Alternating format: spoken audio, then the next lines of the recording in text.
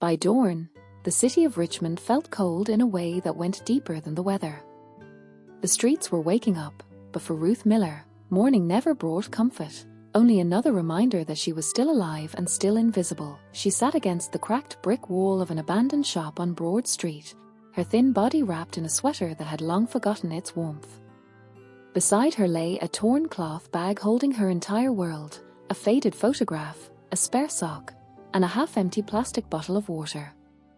That water was meant to last her the day her feet were bare. Her knees ached. Hunger clawed at her stomach like an animal that never slept. Ruth closed her eyes, preparing for another long day of surviving. Then she heard a dot, a soft, uneven sound, something between a sob and a gasp. She opened her eyes. Standing a few steps away was a small boy. No shoes. Dirt on his cheeks.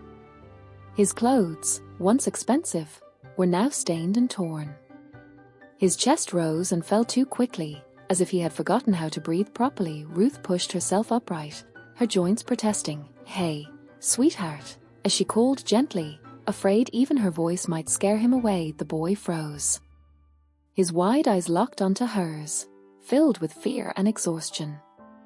He took a step back, then swayed. Before Ruth could reach him, his legs gave out. She caught him. His body was alarmingly light, all bones and shaking warmth. He clung to her like someone who had already fallen too many times. "Oh no, no. I've got you," she whispered, lowering herself to the ground with him in her arms. She reached into her bag and pulled out the bottle. Only a few swallows remained. She hesitated, not because she didn't want to give it, but because she knew what it meant. Once it was gone, she would have nothing. She tipped the bottle cap and filled it with what little water she had. Here," she said softly. Slowly. The boy drank as if his life depended on it. Water spilled down his chin, but relief lit his eyes for the first time. When he finished, Ruth didn't pull the bottle back. She threw it away. If he needed more, she would find it somehow. She wrapped her arms around him, rocking slightly to keep him warm. He smelled like dust and fear. After a few minutes, his body relaxed, and his breathing steadied. He fell asleep on her chest. Ruth stayed awake. She watched the street as people passed by, workers, joggers, delivery trucks. No one stopped. No one asked questions. A homeless woman and a sleeping child were just part of the background, but inside Ruth, something stirred. It had been decades since she'd held a child. Decades since anyone had needed her. She pressed her lips to the boy's hair and felt a sharp pain bloom in her chest. She remembered another child. Another morning. Another life. There had once been a small house with peeling paint and warm bread on the counter.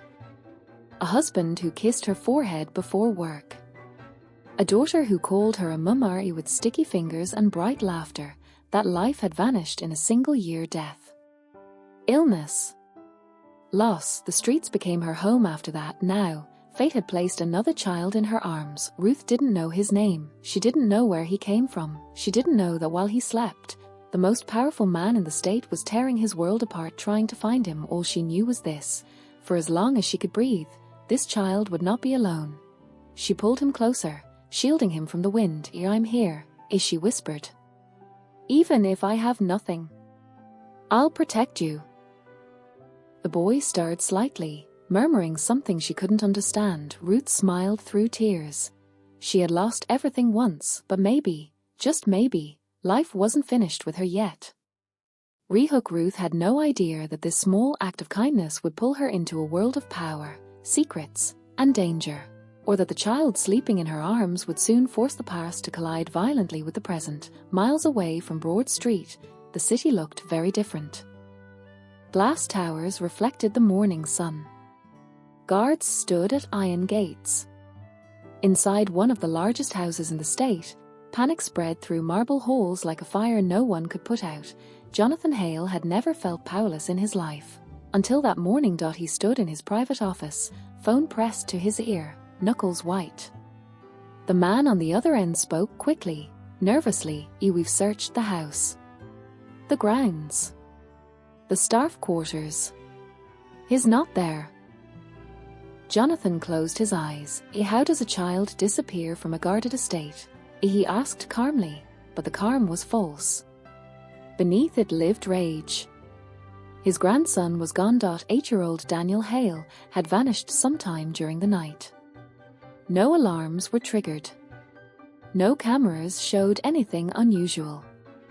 It was as if the boy had simply slipped through reality itself. Jonathan slammed his fist into the desk. Papers scattered. A framed photo tipped over. Daniel smiling beside him at the lake last summer. He locked down the exits. Jonathan ordered. Call the police, but keep this quiet. No media.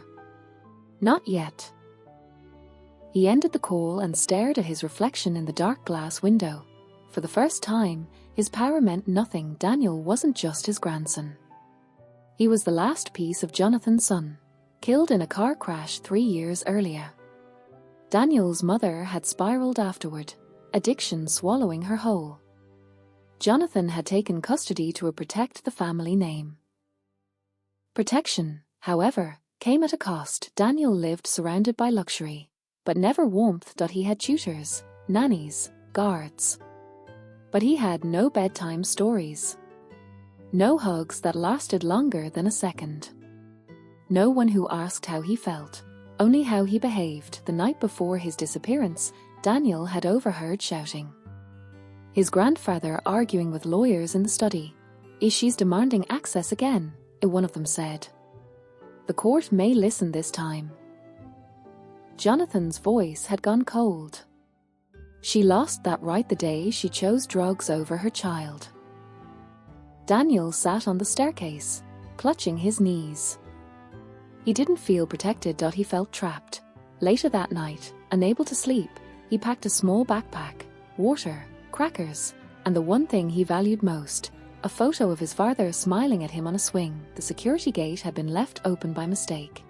For the first time in his life, Daniel walked without permission. By morning, the city swallowed him whole. Back on Broad Street, Ruth woke to the sound of sirens.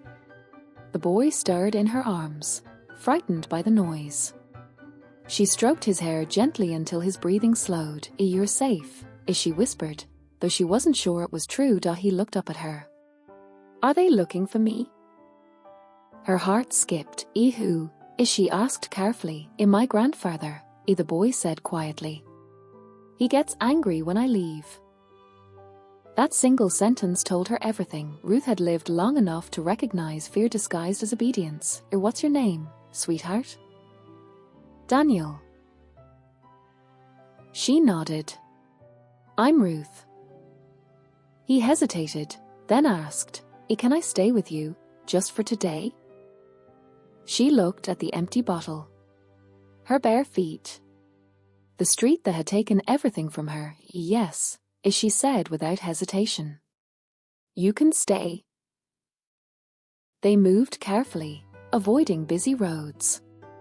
Ruth knew places others didn't, alleys with friendly shop owners, church steps that offered shade, a soup kitchen that asked no questions. But eyes followed them. A black SUV slowed too often. A man on a phone stared too long. By afternoon, Ruth felt it in her bones. They were being hunted. She held Daniel's hand tighter. Whatever world he had escaped from was closing in, and when it did, it wouldn't care about a homeless woman standing in the way. Re-hook. Ruth didn't know who Jonathan Hale really was, but by nightfall, she would have to choose between giving Daniel back or standing against a man powerful enough to erase a completely by sunset. Richmond felt like a city holding its breath. Ruth sensed it everywhere, in the way people glanced twice at Daniel, in the sudden quiet when sirens passed, in the heavy pressure sitting in her chest. She had lived on the streets long enough to know when danger was circling, they couldn't stay outside. She led Daniel beneath an old railway bridge where shadows stretched long and sound travelled strangely. A few familiar faces nodded at her, people who knew the rules of survival and didn't ask questions. Daniel sat beside her, knees pulled to his chest. They won't hurt you, he said suddenly. My grandfather only wants me. Ruth looked at him carefully. That's not always the same thing, she said softly. She told him a story then, not the truth, but something close enough. She spoke of choices, of power, of how people sometimes confuse control with love. Daniel listened silently, eyes thoughtful beyond his years. Night fell fast. Footsteps echoed nearby. Too many. Too organized. Ruth stood, heart pounding. She whispered to Daniel, "I do exactly what I say." A flashlight beam sliced through the darkness. There, a man's voice called. Two figures emerged from the shadows. Plain clothes, earpieces. Not police. One stepped forward. We're here for the child." Ruth planted herself in front of Daniel. "He's with me," as she said firmly. "He doesn't want to go." The man sighed, as if tired of pretending. "That boy belongs to Jonathan Hale." Ruth's stomach dropped. She knew the name. Everyone did. A billionaire. A donor. A man whose name sat on hospital wings and courthouse plaques. The second man stepped closer. "If you cooperate, there'll be money. Food. A shelter bed." Ruth laughed once, bitterly. "You think that's what this is about?" Daniel clutched her coat. "Please," he whispered. The men exchanged a glance. "Take him," one said. Ruth reacted without thinking. She pulled Daniel behind her and shouted, loud, sharp, enough to draw attention. Other homeless men stirred. A woman stood up. Someone cursed. The men hesitated. Public scenes were bad for business. "It will be back," one of them warned. "And next time, we won't ask." They disappeared into the night. Ruth collapsed onto the concrete. Shaking, Daniel hugged her hard. "You didn't have to do that." "Yes," she said, voice breaking. "I did." But she knew the truth. They couldn't run forever. Later that night, Daniel fell asleep curled against her side. Ruth stared at the dark sky beyond the bridge, thinking. Then she made a decision. Before dawn, she took Daniel to a public hospital, not through the front, but the side entrance near the loading dock. She found a nurse on break, a woman with tired eyes and a kind face. "I need help," Ruth said quietly. "And I need it off the record." The nurse hesitated, then nodded. Inside a small office, Ruth told a lie crafted from pain and truth intertwined. She said Daniel was her grandson. She said his parents were gone. She said powerful people wanted to take him, not for love, but for control. The nurse listened. Then she did something unexpected. She called Child Protective Services. When Daniel woke up in a clean bed with a blanket tucked around him, he panicked. "Did you give me away?" Ruth held his face in her hands. "I protected you," she said. "Even if it means losing you." CPS arrived within the hour, but so did Jonathan Hale. The air changed the moment he walked in. He looked at Ruth with cold curiosity, then at Daniel. "Come here," he said gently. Daniel didn't move. Ruth stood. "This child needs safety," she said. "Not ownership." Jonathan smiled thinly. "You don't know what you're talking about." Security stepped closer. The caseworker hesitated, and Ruth realized, with a sinking heart, that telling the truth might not be enough. Rehook. As Jonathan Hale reached for his grandson, Ruth understood something terrifying. Power doesn't need to be right to win, and if she failed now, Daniel would disappear forever. The hospital conference room felt too small for the people inside it. Jonathan Hale sat at the head of the table, perfectly composed, his tailored suit untouched by worry. Lawyers flanked him like armor. Across from them sat a tired CPS caseworker, a hospital administrator, and Ruth, hands folded tightly in her lap, heart pounding so loudly she was sure everyone could hear it. Daniel sat beside her, legs dangling from the chair, his fingers woven into the sleeve of her sweater. "This is a misunderstanding," Jonathan said smoothly. "My grandson ran away. He was frightened. Children do that." Ruth leaned forward. "Children run away when they're not safe."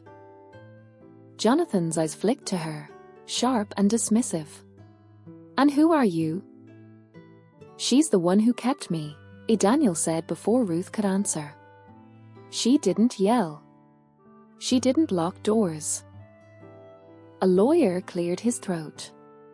With all respect, this woman has no legal standing. That's true, the caseworker admitted carefully. But the child's testimony matters. Jonathan smiled again, but this time it didn't reach his eyes. Testimony, he repeated. His 8. The meeting ended without resolution. CPS placed Daniel in temporary protective custody, away from Jonathan, but also away from Ruth. That night, Ruth lay on a cot in a shelter, staring at the ceiling. Her chest ached, not from hunger, but from fear. She had bought Daniel time, but time wasn't enough. The next morning, Jonathan Hale filed an emergency custody petition. Court was scheduled within 48 hours. Ruth knew what would happen. Money would speak. Power would lean. And Daniel would be returned to a house that felt like a prison with gold bars, unless she did the one thing she had avoided her entire life. She told the truth about why she knew fear in a child's eyes, the truth about why power frightened her more than poverty. In the courtroom, Ruth stood alone when it was her turn to speak. Her clothes were borrowed. Her hands shook. The judge looked impatient. I was once a child no one believed, Ruth said quietly. Jonathan shifted in his seat. I was raised by a man who valued control over love, as she continued. When I tried to speak, I was silenced, by family, by reputation, by fear. Jonathan's jaw tightened. I survived, Ruth said. But something inside me never healed. I see that same wound forming in Daniel. The courtroom was silent. Jonathan's attorney objected. This is irrelevant. The judge raised a hand. Let her finish. Ruth took a breath she'd been holding for decades. I lost my own daughter because powerful people decided I wasn't worthy of protection, she said. I won't let it happen again. Jonathan stood abruptly. This is slander. But the damage was done. The judge ordered a full investigation, not just into Daniel's home, but into Jonathan Hale's custody history. Records surfaced. Testimony from former staff, therapists, teachers, patterns, control, isolation. The final ruling took 3 weeks. Jonathan Hale lost custody. Daniel was placed with a foster family, one Ruth helped choose, and then, unexpectedly, the judge turned to her. Mrs. Miller, he said, would you consider supervised visitation? Ruth's breath caught. Yes, she whispered. More than anything. Daniel ran to her, wrapping his arms around her waist. Jonathan Hale walked out of the courtroom without looking back. That night, Ruth sat on a park bench beside Daniel, watching the city lights. Are you scared? He asked. She smiled softly. Less than I used to be. Because for the first time, the truth had won, but healing would take more. Rehook Ruth believed the fight was over, but the past has a way of returning, and when it does, it asks for one final act of courage. The first winter after the trial was the hardest. Ruth still woke before dawn, her body trained by years of surviving the streets. But now, instead of concrete beneath her feet, there was a small room with clean walls and a window that let the morning light spill across the floor. The shelter had helped her find transitional housing. It wasn't much, but it was hers. Every Tuesday and Saturday, she took the bus across town. That's when she saw Daniel. At first, their visits were supervised. A small room. Toys that smelled like disinfectant. A caseworker quietly taking notes in the corner. Daniel always ran to her anyway, arms open, smiling like he'd been waiting his whole life. They talked about simple things: school, books, the foster dog that slept at the foot of his bed. But sometimes, Daniel asked harder questions. Why did my grandfather want me so badly? Ruth never lied. Because some people think love means ownership, as she said gently. And others learn too late that it doesn't. Spring came slowly. Then summer. The court approved longer visits. Walks in the park. Ice cream on benches. Stories at bedtime. Daniel began to laugh differently, freely, without watching the door point one afternoon. He looked up at her and said, "I don't feel scared anymore." Ruth had to turn away so he wouldn't see her cry. She started speaking at community centers, then schools. Not about herself at first, but about children, about listening, about how silence can do more harm than bruises. People leaned in when she spoke. They heard her months later. The caseworker sat across from Ruth at a small cafe. Daniel asked her something. As she said carefully, Ruth's hands tightened around her cup. He asked if he could be his guardian. The word landed softly, but its weight was enormous. Ruth thought of the streets, of hunger, of fear. Then she thought of the bottle of water she'd given away without hesitation. "Yes," she said. "If he wants me, yes." The approval took time.